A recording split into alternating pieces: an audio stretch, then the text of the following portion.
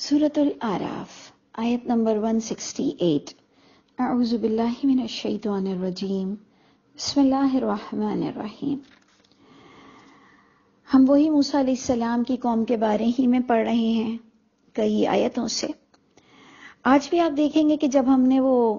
ہفتے والے مچھلیوں والوں کا قصہ پڑھ لیا، جس میں ہم نے دیکھا کہ تبلیغ کے کام کو کتنا سراہا گیا اور نجات کا ذریعہ بتایا گیا تبلیغ کے کام کو۔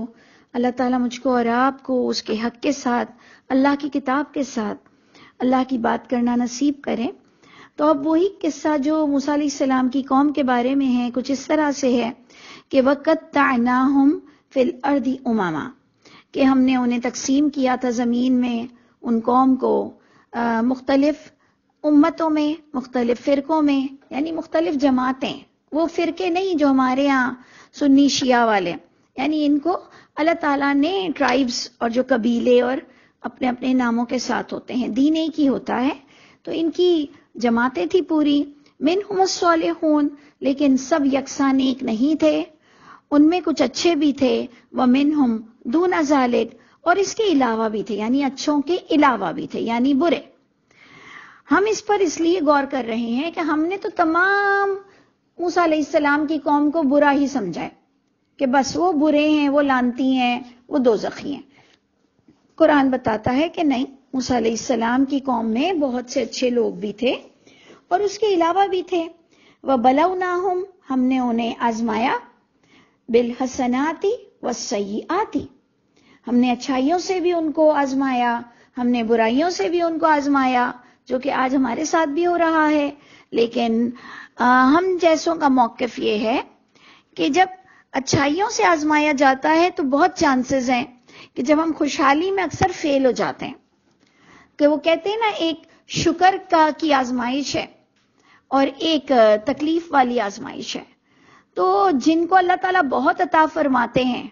تو وہ ان نعمتوں میں آزمائش میں مبتلا ہوتے ہیں، اور ان نعمتوں میں اکثر فیل ہونے کا خطرہ ہے۔ اور پریشانی میں، آزمائش میں جو ہوتی ہے کہ بندہ لٹ جاتا ہے، مٹ جاتا ہے، روتا ہے، پیٹتا ہے، بیمار ہو جاتا ہے، اس میں بہت چانسز ہوتے ہیں کہ وہ سچی توبہ کر لیتا ہے۔ تو واقعی یہ بات مجھے تو کم از کم بہت دل پر لگتی ہے کہ ہم چاہتے تو ہیں کہ اللہ تعالیٰ ہمیں بہت کچھ راحتیں اور نعمتیں عطا ہوں اور پھر ہم اس آزمائش میں کامیاب ہو جائیں، لیکن قرآن سے پتہ چلتا ہے کہ نعمتوں کی آزمائش میں فیل ہونے کے بہت چانسز ہیں، اور پریشانی کی آزمائش میں بندہ اللہ کو جلدی پکڑ لیتا ہے۔ تو اللہ تعالیٰ مجھ کو اور آپ کو خوشحال لوگوں میں رکھتے ہوئے کامیاب بنا دیجئے، ہم سب کو کانشسنس نصیب فرمائیے۔ تو اللہ فرماتے ہیں ہم نے انہیں حسنات یعنی آسائشوں سے، اچھائیوں سے بھی نوازا، برائیوں سے بھی نوازا، برائیوں سے بھی انہیں پکڑا، لعلہم یرجعون، مقصد یہ تھا کہ شاید کہ وہ بندہ اللہ کی طرف لوٹ آئے۔ اللہ ہم سب کو ہر پل آپ کی طرف متوجہ رہنے والا بنائے۔ لیکن آگے بات کچھ یوں ہوتی ہے کہ فخلف من بعدہم خلف، پس خلیفہ بنے، جانشین بنے ان کے بعد کچھ ایسے جانشین، ورثوا الکتاب، کہ انہیں بھی کتاب کا وارث بنایا گیا، یعنی ہر دور میں کتاب تھی، ہم سب بھی وارث ہیں اللہ کی کتاب کے، لیکن اسپیشلی جو دین کا کام کرتا ہے، درس دیتا ہے اور کوئی ادارے چلاتے ہیں اور قرآن کی زیادہ نو ہاؤ ہوتی ہے، عوام بھی ان سے کچھ مشورے لیتی ہے، فتوے، فقہ، تو ان کو خاص کہا جاتا ہے۔ ویسے تو سب کی ذمہ داری ہے قرآن کو سمجھنا، سب ہی وارث بنائے گئے ہیں، لیکن اسپیشلی جو خاص، جو شیخ الحدیث، شیخ القرآن کہلاتے ہیں، ان کو بھی ضرور اس آیت میں اپنا آپ دیکھنا چاہیے کہ پھر ان کے بعد ایسے جانشین آئے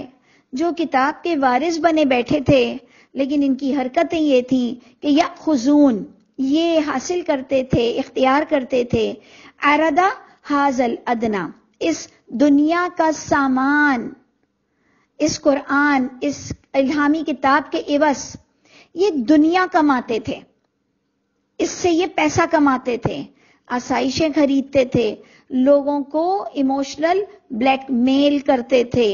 اور کہتے تھے سیغفر لنا، جلد اللہ ہمیں بخش دے گا،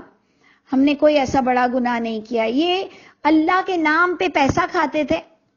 اور طوائفوں کو، چور کو، زانیوں کو، ڈاکوؤں کو زیادہ برا سمجھتے تھے، اور خود اللہ کے نام پہ مال کھا کے اپنے آپ کو بہت برا نہیں سمجھتے تھے، اور کہتے تھے اللہ ہمیں بخش دے گا. وَإِن يَأْتِهِمْ عَرَضٌ مِثْلُهُ، اور اگر پھر آ جاتی تھی ان کے پاس پھر وہی فائدے والی چیزیں اس جیسی، یہ پھر لے لیتے تھے. یعنی جلد اللہ ہمیں معاف کر دے گا، جلد اللہ ہمیں معاف کر دے گا، دوسروں کو زیادہ برا سمجھنا اور اللہ کے نام پر اللہ کی کتابیں بیچنا، جھوٹی روایتیں بیچنا، وظیفوں کی کتابیں بیچنا، تعویذات بیچنا، اپنے آستانے بنانا، بڑی بڑی خوبصورت مسجدیں بنانا، اور یتیم خانوں کے نام پر اور کئی اور چیزوں کے ویلفیئر کے نام پر یہ ہر دور میں چلا آیا ہے کہ یہ اللہ کے کاز میں، اللہ کے معاملے میں پیسے لیتے تھے اور معافیاں مانگتے رہتے تھے. اللہ فرماتے ہیں بار بار یہ حرکت کرتے تھے، جس پر کہا جا رہا ہے الم یؤخذ، کیا نہیں لیا گیا تھا ان سے عہد؟ اللہ نے ان سے وعدہ نہیں لیا تھا اس کتاب میں یہ کہ نہیں وہ کہیں گے اللہ پر مگر حق کہیں گے. دیکھیں کلیئر 100% کی بات آ گئی، 100% کی، کہ یہ اللہ پر غلط باتیں کر کے پیسہ کماتے تھے. دیکھ لیجئے، سوچ لیجئے اس میں کیسے کیسے خوابوں کی تعبیر، کیسے کیسے استخارے کرنا، کیسے کیسے لوگوں کو بتانا کہ جی تم پہ نظر لگ گئی ہے، اثر ہو گیا ہے، کالے بکرے، کالی مرغیاں، فلاں پتھر بھاری، فلاں دن بھاری، فلاں رنگ بھاری، اتنا صدقہ کر دو، لال مسور کا صدقہ کر دو، کالی چیز کا صدقہ کر دو. یعنی یہ معاملے، کھانا پینا، مال، پیسہ، جھوٹ، سب مکس تھا. اللہ نے کہا انہوں نے عہد نہیں لیا تھا کہ نہیں وہ کہیں گے اللہ پر مگر حق بات کہیں گے. وَدَرَسُوا، انہوں نے خود نے بھی یہ بات پڑھی ہوئی تھی جو اس کتاب میں لکھی ہوئی تھی. تو اللہ فرماتے ہیں کہ مطلب آپ دیکھ لیجئے، اللہ ہمیں کہہ رہے ہیں کہ یہ ہر دور میں جو اللہ کا نام لیتا ہے ان سب سے چوکنے رہو. کیونکہ اگر یہ اللہ کی کتاب نہ بتاتی تو میں کبھی بھی اسپیشلی اللہ والوں پہ تو شک ہی نہ کرتی، جیسے ہم کسی ڈاکٹر پہ شک نہیں کرتے. مطلب ہم ڈاکٹر کے پاس بے خوف و خطر اس لیے جاتے ہیں، ہم ان پر بلائنڈ ٹرسٹ کرتے ہیں کہ یہ جو انجیکشن مار رہے ہوں گے یہ زہر کا تو نہیں ماریں گے، یہ جو ڈرپس لگائیں گے ڈاکٹر تو زہر تو نہیں ملائیں گے، یہ تو ہمارے مسیحا ہیں، یہ تو ہمیں صحیح مشورہ دیں گے، یہ ہماری بیماری تھوڑی بڑھائیں گے، یہ تو ہماری بیماری کم کر دیں گے. لیکن آج کے دور میں یہی ڈاکٹرز اور یہی علماء، زیادہ تر لوگوں کو ان دونوں سے کمپلین ہے، ان دونوں سے زیادہ تر لوگوں کو کمپلین ہے. دیکھیں سب نہیں برے ہوتے ہیں، میں ایک عام رینڈم بات کر رہی ہوں اور میں خود بھی اللہ کی کتاب کا کام ہی کرتی ہوں. تو غور کیجئے کہ ہم سب کو سدھرنے کی بہت ضرورت ہے، ہم سب کو حرام مال کمانے سے بہت چوکنا رہنا چاہیے. اللہ تعالیٰ مجھے بھی نیک توفیق عطا فرمائے، سب کو نیک توفیق عطا فرمائے کہ جہاں سے مال کی پیدائش ہوتی ہے اور جن جن ذریعوں سے ہوتی ہے، اور اسپیشلی ان ذریعوں سے ہوتی ہے کہ ہم ان کو پریشان کریں تو اور ہمارا پیسہ بڑھتا جاتا ہے. فضول آپریشن کرنا،